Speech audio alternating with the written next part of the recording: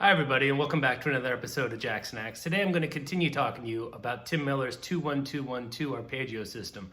Today I'm going to walk you through the modes. All right, so I did a lesson showing this. All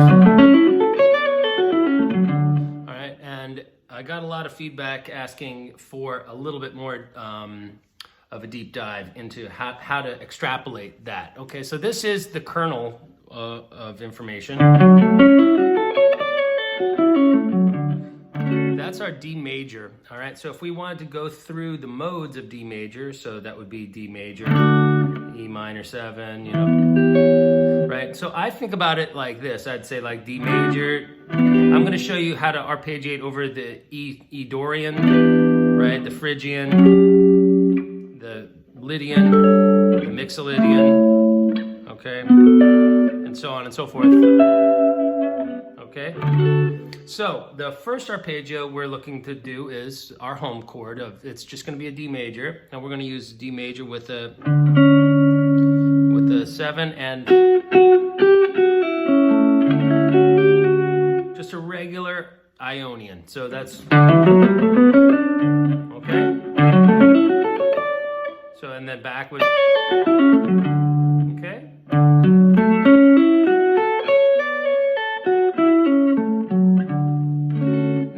In theory, right, the next chord is treated as a minor 7 chord, wherein we often will play the 6th as well. So we'd be looking at an E minor with both a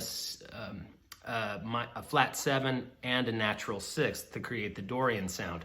However, I'm going to assume that you guys can all find that D note and just spoon feed you the really like kind of a double Dorian sound. So see that 6th there, and I'm going to feed you that one too right there.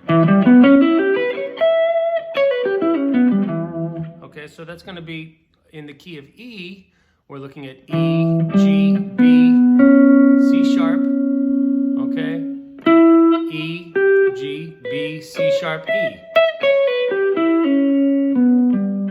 Now that stretch doesn't have to be done with your middle fingers and index fingers.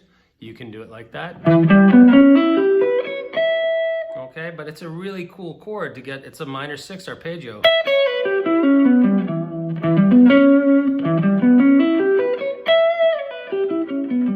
right, you can add the flat 7 in there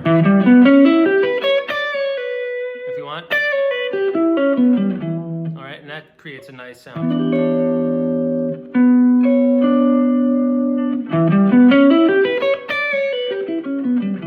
Okay, or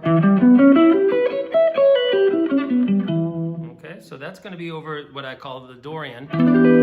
Okay, so if we got, I'm going to give you like the chords that actually sound like the mode. So while we would play Phrygian over the 3rd, oftentimes when you play over it, you're just given a minor chord, right? That's our 3, the minor. Okay, so that's lowercase I. However, when you play over that, the temptation is to not play the Phrygian mode. You say, oh, that's just F sharp minor. That's not correct. You really want to make sure you're getting that G in there to imply the Phrygian side of things. So, you know, you can put the G in any octave, but I tend to put it there.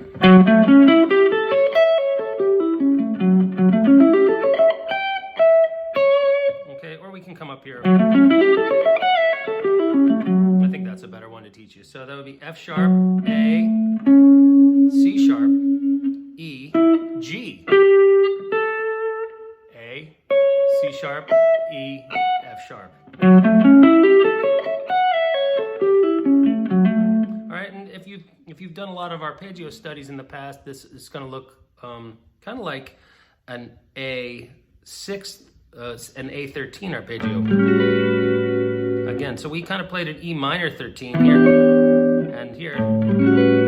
All these notes are going to be the same, obviously, right? We're just kind of stacking them in a way that makes it feel like the home of where we're starting and finishing. That high note, that terminus, creates that sensation that we're playing over some type of F sharp chord. it's an F sharp minor with a G in it. And that's the Phrygian sound, right?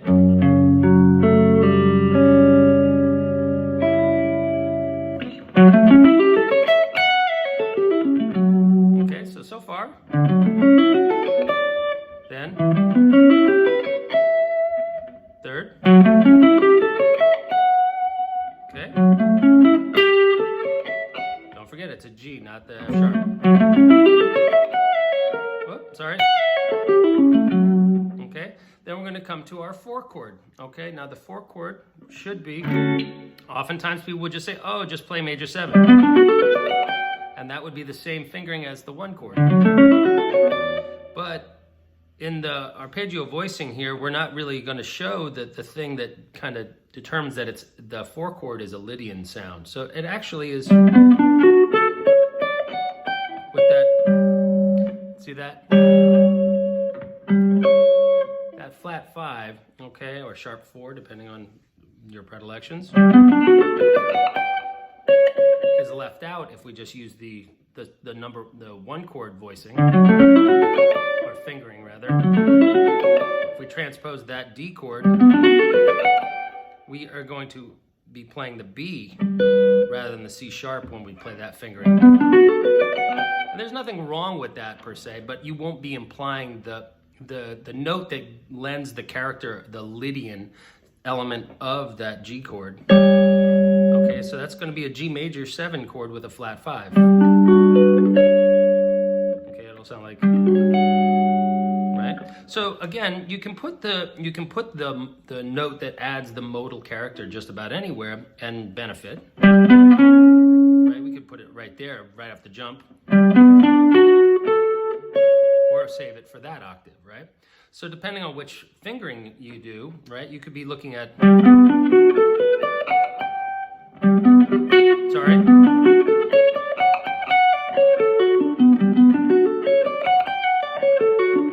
So the pinky's doing some heavy lifting right there. You can also use your ring finger, and I find the ring finger to be helpful in helping to get, because you have to stretch to get to the 5, okay?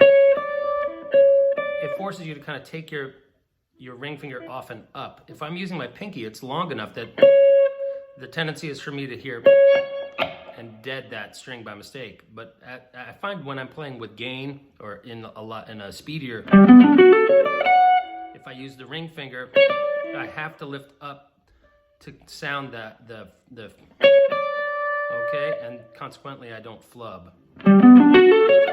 See how I just did that? Like that. So look out for that pinky. It's convenient down here if you can't make that stretch, right? But in the key that we're in, D, over the 4 chord, I would say try using the ring finger there.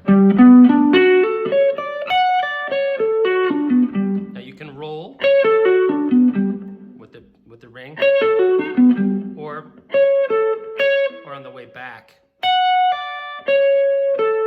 you can bring the pinky in and then double up.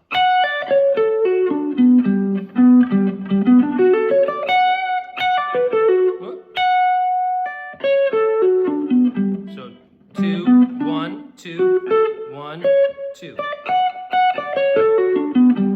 Okay, so 2, 1, 2, 1, 2, 2, 1, 2, 1, 2. 2, 1, 2, 1, 2, 2, 1, 2, 1, 2, and then we come into our 5 chord, okay? So that's just going to be, it's like a 7/9 sound, okay? So that's going to be,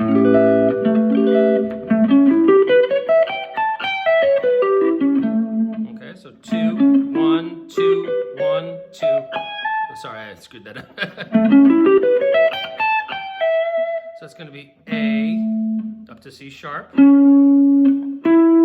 E, G, B, C sharp, E, G, and then A.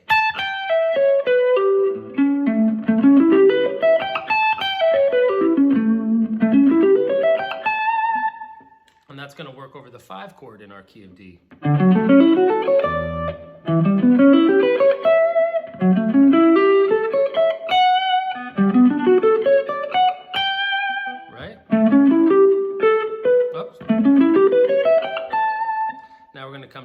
the sixth chord, right? Now the sixth chord is going to be a straight kind of minor, not the Dorian minor that we used over the E. That fingering will not work here. So what we are going to do though is we're going to bring in the, there's a nice little rub between the 2 and the flat 3 over this voicing. So this is just a straight old minor 7. So that's going to be B, D, that's your 2, 1, 2, 1, 2, and then whatever we just tagged the root. Well, I mean, not the root, but the starting tone of the arpeggio. Okay, so now we've got the 1 chord, the 2, that's a 2 minor, right? And then the 3 minor, 4 with the Lydian, okay, 5 dominant, 6 minor,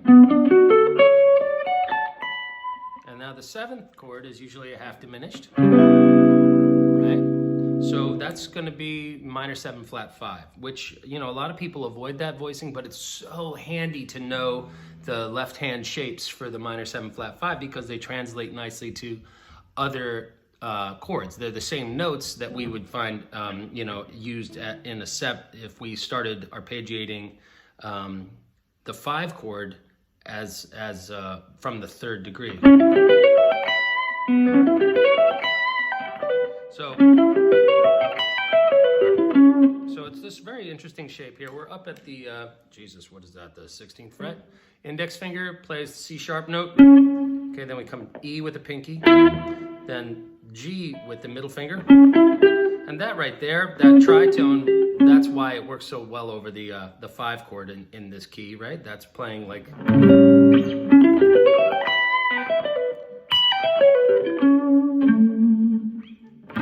Right? So if we start there, C sharp, E, that's our 2. 1 is the G. Then the next 2 notes we play are B and C sharp on the G string. That's going to be at the 16th and 18th frets. Okay, then 1 note, the E with the middle finger, 17th fret. Then we come here, sorry, wrong note, G and B. So down here it'll look like this. Okay, that's kind of a bigger stretch down there, and you don't have to hold down all 3 fingers at once, okay? But that's a great use of that's an A7 arpeggio to my ears, right? But it also shares the same fingerings as, you know, this. Right, so you've got this minor 7 flat 5 sound right here. Okay, so real quick, 2, 1, 2, 1, 2, 2, 1, 2, 1, 2, 2, 1, 2, 1, 2. Sorry. 2, 1, 2, 1, 2. 2, 1, 2, 1, 2. 2, 1, 2, 1, 2. And then 2, 1, 2, 1, 2. Okay? And now we've gone through all 7 modes, right?